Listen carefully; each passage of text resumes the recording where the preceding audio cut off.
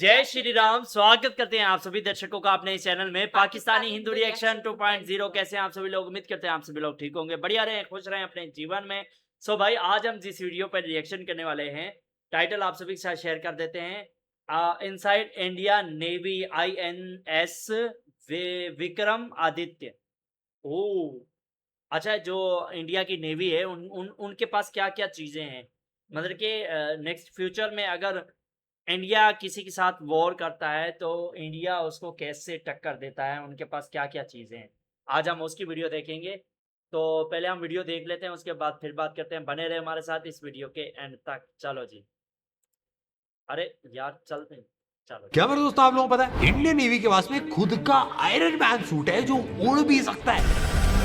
Indian navy के उड़ भी पास में कुछ सकता है। ऐसे ड्रोन्स हैं जो पानी के अंदर चल सकते हैं। खुद का इंटरनेट भी है जो कभी बंद नहीं होता है। एआई से अटैक भी कर सकती है। इंडियन नेवी के पास ऐसी गन है जो बिजली से खुद भी का गोली मार इंटरनेट। सकती है। और आप लोगों को शायद ना बताओ, बट जल्द ही भाई इंडिया बैटरी से चलने वाले सबमरीन्स भी लॉन्च करने वाला है। जिस हिसाब से मेरे दोस्तों टेंशन अभी चल रहा है, मिडिल ईस्ट में चल रहा है, अफगानिस्तान पाकिस्तान रीजन में भी भाई काफी सारे इश्यूज चल रहे हैं। हमारे प्राइम मिनिस्टर मोदी जी ने भी सेम चीज बताई है कि भाई ये वॉर अभी बहुत ज्यादा लंबी चलने वाली है, हम सबको प्रिपेयर रहना पड़ेगा। पश्चिमी एशिया की हालत चिंताजनक है।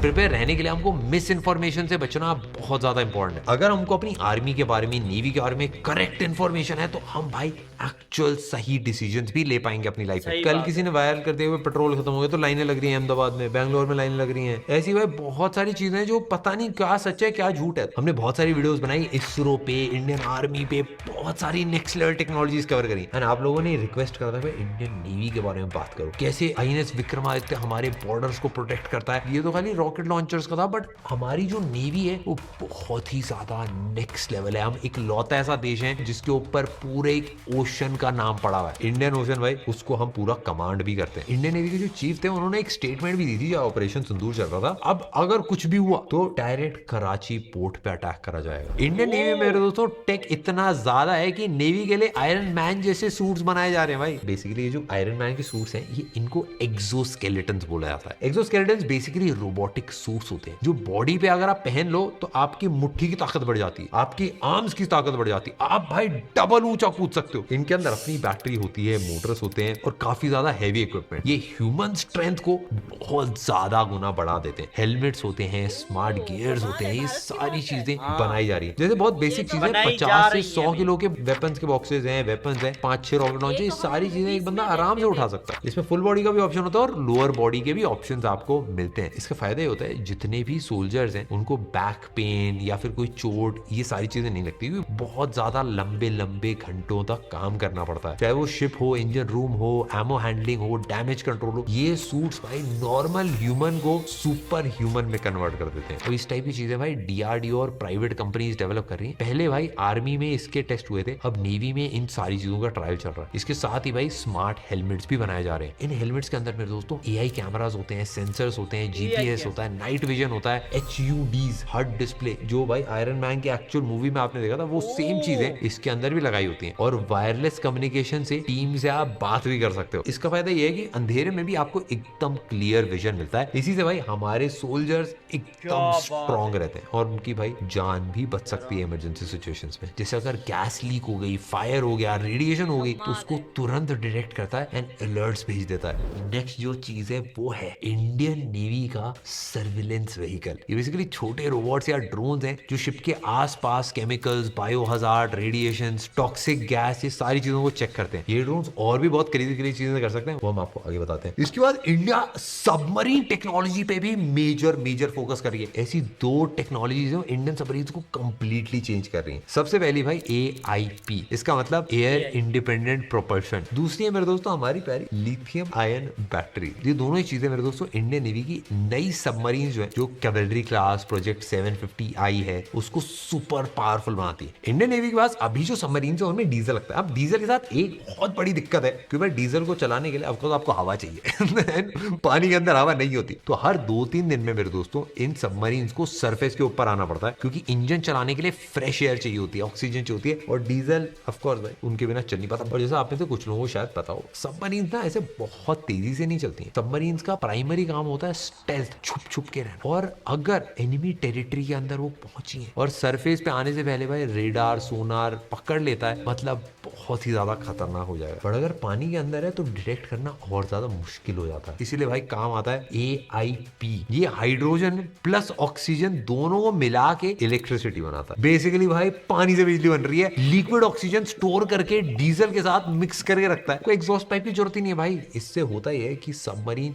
2 से 3 वीक तक कंटिन्यूअसली सबमर्ज रह सकती है और एनिमी को कोई आइडिया नहीं लगता भाई सबमरीन है अंदर की तरफ। लिथियम आयरन बैटरीज भी हैं भाई, वो भी भाई काफी ज्यादा तकड़ी हो रही है। सबसे पहली जो वर्ल्ड की लिथियम आयन सबमरीन थी वो जापान ने बनाई थी। इंडिया प्रोजेक्ट 75I के अंदर ऐसी 6 सबमरीन जापान से खरीद रहा है। एंड ये भाई 3 गुना ज्यादा एनर्जी स्टोर कर सकती हैं सेम वेट में। रिचार्ज स्पीड भी जो है वो भी बहुत ज्यादा फास्ट है। 4 से 6 घंटे के अंदर फुल बैटरी। इमरजेंसी सबमरीन को 25 नॉट्स तक की स्पीड में ले जा सकता है। इससे ज्यादा एक क्रेजी और चीज है कि नेवी के पास अपना खुद का प्राइवेट इंटरनेट है। इसका वैसे नाम भी थोड़ा सा अलग है, इसको कहा जाता है NUD, नेवल यूनिफाइड डोमेन। इससे भाई इंडियन नेवी एक पूरी फैमिली बन गई। 140 plus warships, 19 submarines, 2 aircraft carriers और 3 major naval bases Mumbai, Kochi और विशाखापट्टनम में। पूरी इंडियन नेवी भाई एक नेटवर्क के अंदर कनेक्टेड है, चाहे वो शिप्स हो, सबमरीन्स हो, एयरक्राफ्ट कैरियर्स या इवन जो नेवी बेस होते हैं उनसे भी ये सारी चीजें कनेक्टेड रहती हैं। इस वजह से भाई पूरा data end to end encrypted रहता है, मतलब कोई भी पड़ोसी देश उसको हैक कर ही नहीं सकता। और सबसे इंटरेस्टिंग चीज ये है कि अगर किसी एक शिप ने भी एनिमी को डिटेक्ट किया तो सारे फ्लीट को इंस्टेंटली अलर्ट पहुंच जाता है, क्योंकि ये सब कनेक्टेड है भाई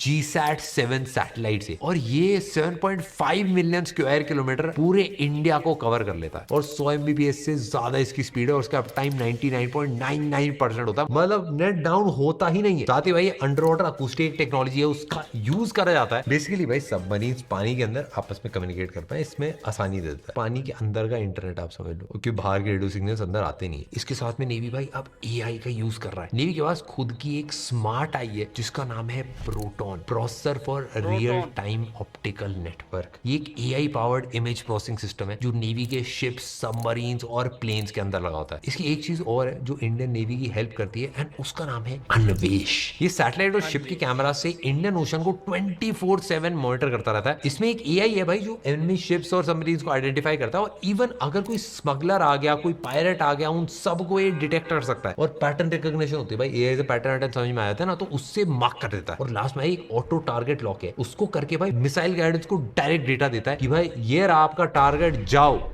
छुट्टी कर दो। इंडियन नेवी भाई 6 सेंस है, ऑफ कोर्स रियल में नहीं है, बट इंडियन नेवी जो है वो एनिमीज को पहले ही डिटेक्ट करवाती है शक्ति EW स्वीट से, मतलब एक इलेक्ट्रॉनिक शील्ड का यूज करके। ये 3 लेवल्स पे वर्क करता है। सबसे पहला है ESM या फिर इलेक्ट्रॉनिक सपोर्ट मेजर्स। ये एनिमी के रेडार के सिग्नल्स को सुन लेता है, उनका डायरेक्शन एग्जैक्टली पता कर लेता है। सेकंड है भाई ECM, इसका मतलब इलेक्ट्रॉनिक काउंटर मेजर। ये सिग्नल जैम करता है जिससे एनिमी के मिसाइल्स कंफ्यूज होते हैं भाई, एकदम क्या हालत टाइट हो रही है। थर्ड है भाई रेडार फिंगरप्रिंट्स। जैसे हर फोन का एक IMEI नंबर होता है, वैसे ही भाई हर रेडार का भी एक यूनिक आईडी होता है, और उसको सेव करा जा सकता है। ये हमारे INS विशाखापट्टनम, INS विक्रांत, इन सब में यूज हो रहा है। इसमें इंफ्रारेड सीकर्स हैं, मतलब रात हो दिन हो एनिमीज के इंजन की हीट को डिटेक्ट करके उस पे अटैक करा जा सकता है। ये 300 किलोमीटर तक रेडार से डिटेक्ट कर सकता है और 90% एक्यूरेसी से डिटेक्ट करता है, इवन रात में भी। और इसका मिसाइल डिफ्लेक्शन रेट 95% है। ये बहुत ज्यादा क्रेजी होता है भाई। वैसे इंडिया ने इसका बहुत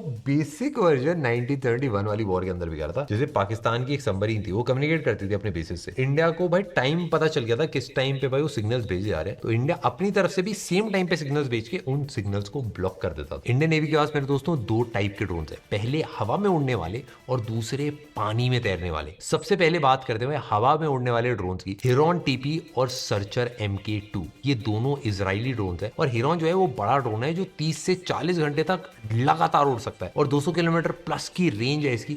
अपने रेडार और कैमरा से एनिमी शिप्स हो या स्पाई सबमरीन हो, इन सबको डिटेक्ट कर सकता है। सर्चर MK2 जो है वो कंपैरेटिवली छोटा है, और जितने कोस्टल एरियाज होते हैं उनकी पेट्रोलिंग करता है, और ये काफी जल्दी लॉन्च हो जाता है। नेक्स्ट है भाई अंडर वाटर रोबोट्स। ये भी DRDO के साथ मिलकर भाई डेवलप हो रहे हैं। सबसे पहला है HEAUV, इसका मतलब high endurance autonomous under water vehicle. ये भाई पूरा 6 टन का और पानी के नीचे 300 मीटर तक अंदर जा सकता है और वहीं पे 15 दिन तक ये लगातार चल सकता है, क्योंकि भाई ऑफ कोर्स बड़ी बड़ी बैटरी होती है। पानी के नीचे जाता है, अंदर माइन छूट सकता है, उनको हटा देता है। इसके अंदर ये तो एक कोरोना इलेक्ट्रिक जैसे मोटर लग रहा है। जो रेयर होती है। वैसे इसकी जो नॉर्मल स्पीड है वो 3 नॉट्स के अराउंड तक ये नॉर्मली चलती है, बट आप स्पीड बढ़ा भी सकते हो। 15 दिन के लिए अगर स्पीड बढ़ानी है तो ये 8 नॉट्स तक भी जा सकती है, लेकिन फिर बस कुछ दिनों के लिए चल पाएगी। ऐसा सुनने में आ रहा है भाई कि फ्यूचर में इसको हाइड्रोजन फ्यूल सेल से भी चलाया जा सकता है। और फ्रंट में सोनार है, एक्सरे बैंड रेडार है और सरफेस पे कोलिजन, भाई ये सारी चीजें अवॉइड कर सकता है। अब इसके भाई कोचिन शिपयार्ड के अंदर ट्रायल्स और टेस्टिंग सारी चीजें चल रही हैं और सब ठीक रहने पे ऐसे और भी बनाए जाएंगे। दूसरा है भाई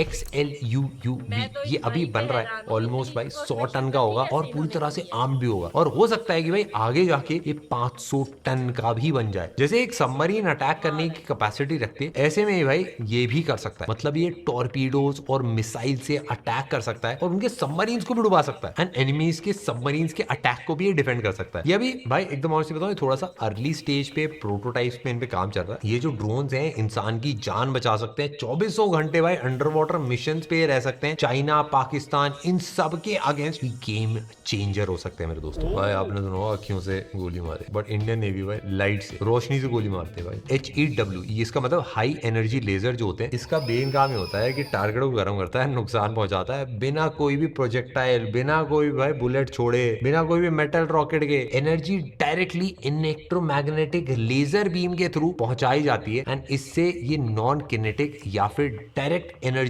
वेपन बोला जाता है। ये missiles, rockets, artillery shells, motor और ड्रोन्स को हवा में डिटेक्ट करके डिस्ट्रॉय करने में यूज करा जाता है। और साथ साथ में छोटे छोटे सरफेस वेसल्स या फिर एयरक्राफ्ट के सेंसिटिव सेंसर्स हैं, उनको भी ये तोड़ सकता है। HEW जो है वो बहुत तेज फोकस वाली लेजर बीम्स बनाता है जो लाइट की स्पीड से टारगेट तक पहुंचती है, उसकी सरफेस को गर्म करके मेल्ट या डैमेज कर देती है। इसकी वजह से रिएक्शन टाइम लगभग 0 हो जाता है और बीम बहुत ज्यादा छोटी और फोकस्ड होती है, इसलिए भाई टारगेटिंग बहुत ज्यादा प्रिसाइज रहती है। ये बाकी रॉकेट्स या मिसाइल से बहुत ज्यादा सस्ता पड़ता है। अभी जैसे ईरान और यूएस वाली वॉर चल रही है, तो बेसिकली ईरान यूज कर रहा है अपने सस्ते 20-20 लाख रुपए के ड्रोन। उनको इंटरसेप्ट करने के लिए यूएस अपनी भाई 4-4 लाख डॉलर की मिसाइल लेके जा रहा है। कभी कभी 4-4 मिलियन की मिसाइल है भाई ड्रोन को फोड़ रही होती है। मजाक हो रहा है भाई थोड़ा सा। इसकी मैथ सिंपल बनाने के लिए अगर ये लेजर वाला सिस्टम यूज होता है, इसमें एक मिसाइल फाड़ने के लिए भाई 100-200 रुपए लगते हैं बस। बिजली का कनेक्शन चाहिए बस, और कुछ नहीं चाहिए भाई। एक तरफ से कोयला डालो, दूसरी तरफ से भाई ड्रोन गिराओ। और इसकी थोड़ी सी लिमिटेशंस होती है, जैसे वेदर हो गया, डस्ट हो गया, फॉग हो गया, थिक हेज होगी, तो बीम थोड़ी सी वीक हो जाती है, बट तब भी भाई 100 रुपए है। इंडिया के DRDO ने पहले 2 किलोवाट क्लास के HEW टेस्ट किए थे, जैसे छोटे छोटे टारगेट्स को ट्रायल में डिस्ट्रॉय करने की कैपेसिटी देखी गई थी। प्लान जो है वो 100 किलोवाट क्लास के सिस्टम बनाने का, जिससे रेंज, इंपैक्ट फोर्स दोनों बहुत ज्यादा बढ़ जाएगी। मैं एकदम और से बताऊं, बहुत ज्यादा क्रेजी है, क्योंकि यही चीजें भाई इस टाइम पे UAE के पास नहीं है एंड वो स्ट्रगल कर रहे हैं भाई। एंड मैं आपको एक बात बताता हूँ, यूएस ने कभी किफायती होना सोचा ही नहीं। उन्होंने कभी सोचा ही नहीं कि भाई मोटर बाइक के इंजन लगा के ड्रोन बना के मैं उसको टारगेट कर रहा हूँ 4 लाख की मिसाइल से। इंडियंस ने मेरे दोस्तों महंगे काम को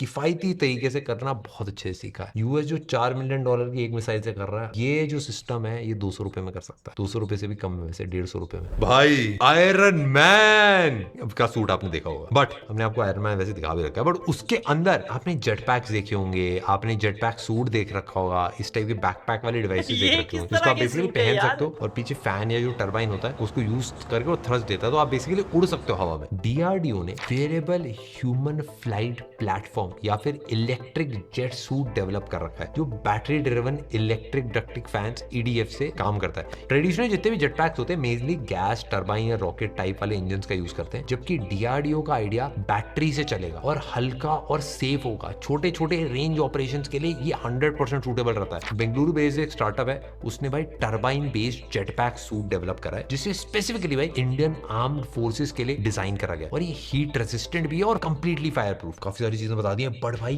वेपन्स रह गए, जो मिसाइलें छोड़ी जाती हैं, जो भाई इतना ऑपरेशन होता है, वो सब बताता हूँ। इंडियन नेवी के वेपन्स भाई बहुत ज्यादा खरीदी है। इंडियन नेवी के पास में एक joint network multi layer defence system है, जो बेसिकली सरफेस, अंडर वाटर और एरियल थ्रेट्स को साथ में हैंडल कर सकता है। भाई नेक्स्ट आता है ब्रह्मोस। ये इंडिया की सुपरसोनिक क्रूज मिसाइल है, जो कहीं से भी तुरंत अटैक कर सकती है। भाई इतना क्रेजी था। जब हमने ऑपरेशन सिंदूर करा था, पाकिस्तान में एक टेररिस्ट बेस था जहाँ पे पूरा कंक्रीट से भाई पूरा स्ट्रक्चर बना रखा है जिसको भाई मिसाइल्स पेनिट्रेट नहीं कर सकते। ऑफ कोर्स आप लोगों को पता होगा एंटी मिसाइल बंकर्स होते हैं काफी सारे, उसमें बस एसी का वेंट का एक बहुत छोटा सा होल था, 1-2 फीट की जगह रही होगी, उस वेंट से फाड़ते वो मिसाइल अंदर गई थी एंड पूरे रूम में सबको तोड़ दिया था, मतलब फाड़ दिया था, जैसे भी आप बोलना चाहो। ये जो एक्यूरेसी है, ये जो लेवल ऑफ प्रिसिजन है, ये बहुत ज्यादा क्रेजी है। ये वर्ल्ड में टॉप लेवल है भाई। ये तो पहली है जो यूज करी है, ऐसी बहुत सारी है जो अभी यूज भी नहीं करी गई है भाई। नेक्स्ट है भाई वरुणास्त्र। ये एक हैवीवेट टॉर्पीडो है जो एग्जैक्टली सबमरीन को टारगेट करने के लिए बनाया गया, सी में डीप तक जाके नुकसान पहुंचा सकता है। नेक्स्ट है भाई RBU 6000। ये एक एंटी सबमरीन रॉकेट लॉन्चर है जो छोटे रेंज पे एनिमी के सबमरीन्स होते हैं, अंडर वाटर टारगेट्स होते हैं, उन सबको बड़े आराम से अटैक कर सकता है। अगर रेडार्स की बात करें तो नेवी के पास एयर सर्वेलेंस रेडार्स हैं जो हवा के अंदर कॉन्स्टेंटली निगरानी रखते हैं और किसी भी मिसाइल, एयरक्राफ्ट या ड्रोन को डिटेक्ट कर सकते हैं। और मल्टी फंक्शन रेडार्स होते हैं, अपने साथ ही शिप के एयर डिफेंस, ट्रैकिंग और फायर कंट्रोल का भी काम करते हैं। इन सबके साथ में navy next gen fast interceptor crafts को डेवलप कर रही है जो वाटर जेट प्रपल्शन से चलेंगे, शैलो वाटर के अंदर, रिवर माउथ के अंदर, आइलैंड एरियाज में, इन सारी एरियाज में फास्ट अटैक कर सकते हैं और रिस्पॉन्स के लिए काम आएंगे। अब बारी है मेरे दोस्तों इंडिया के विराट कोहली और धोनी की। लेट्स गो भाई। अब हम बात करने वाले हैं इंडियन नेवी के ऐसे 2 बड़े बड़े पीसेस ऑफ टेक्नोलॉजी की जिसकी भाई हल्की सी मूवमेंट से दुश्मन देशों की भाई हालत टाइट हो जाती है, और इनका नाम है INS विक्रमादित्य और INS विक्रांत। ऑपरेशन सिंदूर के बाद भाई इंडिया ने अपने एक्शन और ज्यादा टाइट कर दिए। इंडिया के पास 2 एयरक्राफ्ट कैरियर्स हैं और पाकिस्तान के पास 0 है। इंडिया ने इन दोनों को ही अरेबियन सी के अंदर प्लेस कर रखा है, जिसमें से एक है INS विक्रमादित्य। ये आप इमेजिन कर लो इंडिया की एक फ्लोटिंग सिटी है, इसके अंदर मल्टीपल एयरक्राफ्ट होते हैं यानी ये इतना बड़ा है कि इस पे भाई लगभग 36 फाइटर जेट्स और हेलीकॉप्टर्स एक साथ घूमते रहते हैं। 2013 में भाई रशिया से लिया गया था भाई ये वॉरशिप। इसका नाम पहले एडमिरल गोरकोशोव था, बट इंडिया ने इसको मॉडर्नाइज करा, इसको विक्रमादित्य बनाया। इंडियन ओशन में भाई 2020 से 2023 में भी भाई चाइनीज नेवी की प्रेजेंस थोड़ी सी बढ़ने लगी थी, स्पेशली भाई श्रीलंका और मालदीव्स के आसपास। INS विक्रमादित्य को स्ट्रेटेजिकली भाई पेट्रोल के लिए डिप्लॉय किया गया था। इंडियन नेवी की जितने भी डिस्ट्रॉयर्स थे और सबमरीन्स उन सबके साथ में। पाकिस्तान के पास कोई एयरक्राफ्ट कैरियर नहीं है और चाइना का भी भाई जो एयरक्राफ्ट कैरियर है अभी इंडो पैसिफिक में कॉशियस मोड पे यानी बस नजर रखने के लिए ऑपरेट करा जा रहा है। स्पीड की अगर मैं बात करूं तो 30 नॉट्स की तेज रफ्तार से चलता है, मतलब 55 किलोमीटर पर आवर। 2024 में इसको अपग्रेड करने के लिए भाई 1200 करोड़ का नया कॉन्ट्रैक्ट भी साइन करा गया था ताकि इसकी पावर और ज्यादा नेक्स्ट लेवल पहुंचाई जा सके। नेक्स्ट है भाई INS विक्रांत। इंडिया के लिए 2022 में एक हिस्टोरिक मोमेंट था जब INS विक्रांत ऑफिशियली कमीशन करा गया था। स्पेशल इसलिए क्योंकि इंडिया का खुद का बनाया हुआ पहला एयरक्राफ्ट कैरियर बना यानी ये डिजाइन्ड फ्रॉम स्क्रैच है, सब कुछ मेक इन इंडिया। अगर चाइना या पाकिस्तान ने डुअल फ्रंट थ्रेड क्रिएट करने की कोशिश करी, एक साथ भाई दोनों तरफ से अटैक करा, तो INS विक्रांत ईस्टर्न सेक्टर में फुल नेवल एयर सपोर्ट दे सकता है। और ये लगभग भाई 45,000 टन का है, 262 मीटर की लेंथ है और इसमें 15 डेक्स हैं और अंदर 2300 कंपार्टमेंट्स हैं। मतलब आप इमेजिन कर लो भाई एक छोटी सी सुंदर सिटी ही है जो समुद्र के अंदर घूमी जा रही है। और इसमें भाई 30 एयरक्राफ्ट आराम से पार्क रह सकते हैं, 1600 क्रू मेंबर्स की इसमें छोटी सी आर्मी भी रह सकती है और ये 28 नॉट्स की स्पीड से चल सकता है। इसका टोटल कॉस्ट मेरे दोस्तों लगभग 23,000 करोड़ है। मैं एकदम आपको ऑनेस्ट बताऊं भाई, मैं बहुत प्राउड एंड बहुत सेफ फील करता हूँ कि हमारी कंट्री में आर्मी, नेवी, एयरफोर्स इन तीनों को मिला के एक बहुत स्ट्रॉन्ग कॉम्बिनेशन बना रखा है। और हमारा डिफेंस नॉट जस्ट पेपर पे बट भाई एक्चुअल जब मुद्दे की बात आती है तब भी उसने काम करके दिखाया है। मैं एकदम ऑनेस्ट बताऊँ, मैं होप करता हूँ इन सारी चीजों को हमको कभी यूज ना करना पड़े। यार ये सारी चीजें कमाल की थी, मैं कहता हूँ इससे ये अगर दुश्मन देख ले तो दुश्मन की तो हालत टाइट ही हो जाएगी यार। बिल्कुल। INS विक्रांत और INS विक्रमादित्य दोनों ही यार भयानक है। ये सब कुछ भारत की दिखाया गया ना। हाँ, ये सब कुछ भारत का ही है और आगे भी बहुत सारा डेवलप हो रहा है। भारत के नेवी के पास बहुत सारे मतलब के टेक्नोलॉजीज आ रहे हैं और भारत का मतलब के अब नेवी के पास अपना एक प्राइवेट इंटरनेट है। उससे मतलब कि भारत की नेवी को कोई भी हैक नहीं कर सकता वो उसे। जो पानी के अंदर रहता है उसे क्या कहते हैं? उसको कहते हैं सबमरीन। हाँ, उस पे भी मतलब अटैक कर सकते हैं, दुश्मन को पता ही नहीं हाँ, चलने दुश्मन देंगे की वो सबमरीन पर अटैक कर सकते हैं। पानी में। हाँ, तो ये कमाल का है। वो लेजर वाला लाइट वाला कैसा था? वो मुझे बहुत ज्यादा पसंद आया। अगर ये इन सब का हमें दूसरे देशों का तो नहीं पता उनके पास क्या है क्या नहीं है, लेकिन आज हमें पता चला कि भारत के पास इतने इतने जो है वो क्या कह सकते हैं इन्हें, हथियार वेपन्स। वेपन्स कह सकते हैं, हाँ, इतने खतरनाक है। खतरनाक है, हथियार तो है। दुश्मन को तो अगर ये पता सेफ्टी के लिए। अगर दुश्मन को पता भी चल गया ना हाँ, दूसरे देशों को, तो वो भारत से दुश्मनी लेना ही नहीं चाहिए। लेने से पहले वो 100 बार सोचेंगे। कि इनसे तो भाई दोस्ती ही अच्छी है, दुश्मनी अच्छी नहीं है। और सही दूसरी है। बात के भारत किसी से दुश्मनी करता नहीं है, हाँ, अगर सामने वाला करता है तो फिर इतिहास गवाह है कि भारत ने आज तक किसी और देश पर अटैक किया ही नहीं है। नहीं, अटैक पहले नहीं किया। अटैक नहीं किया। पहले अटैक नहीं किया। अगर तो कोई अटैक करता भी है फिर भी एक मौका उन्हें देता है। हाँ, पहले नहीं, मौका नहीं देता। पहले कोई अटैक करता है, फिर उसको जवाब देता है, मुंह तोड़ जवाब। तो बहुत सारी भारत की वॉर्स हुई थी, उसमें भारत की जो इंडियन नेवी है, वो उसने बहुत बड़ा अपना रोल प्ले किया था। अपना के जो कार्य था वो सही तरीके से निभाया था। तो यार, ये प्राउड मूवमेंट है कि जो है भारत की नेवी जो है वो इतना डेवलप हो रही है, उनके पास भी इसके बारे गैजेट्स में नहीं वगैरह है। पता था, वैसे तो पता था कि हाँ, भारत काफी डेवलप हो गया है, जैसे सिटीज हो गई है, वो हाँ, मॉडर्न सिटी बन गई है। ये ज्यादातर इनको गुप्त रखा जाता लेकिन है। नेवीज का पता नहीं था ज्यादातर, ये हाँ, वेपन्स का नहीं पता था, आज हमें पता चला है, तो ये भी सुन के ये देख भी के अच्छा, काफी देश के अच्छा लगा। डेवलप के साथ साथ ये भी ज्यादा जरूरी है, सेफ्टी भी। इस चीज से तो पावर होती है हाँ, यही देश इसी चीज से। सो भाई, आज बहुत ज्यादा मजा आया भारत की ये जो नेवी को इतना पावरफुल देख के। तो अच्छा भी लगता है कि जो देश की सुरक्षा में कड़ी सुरक्षा में जो है वो इजाफा हो रहा है। हाँ। ये अच्छी बात है।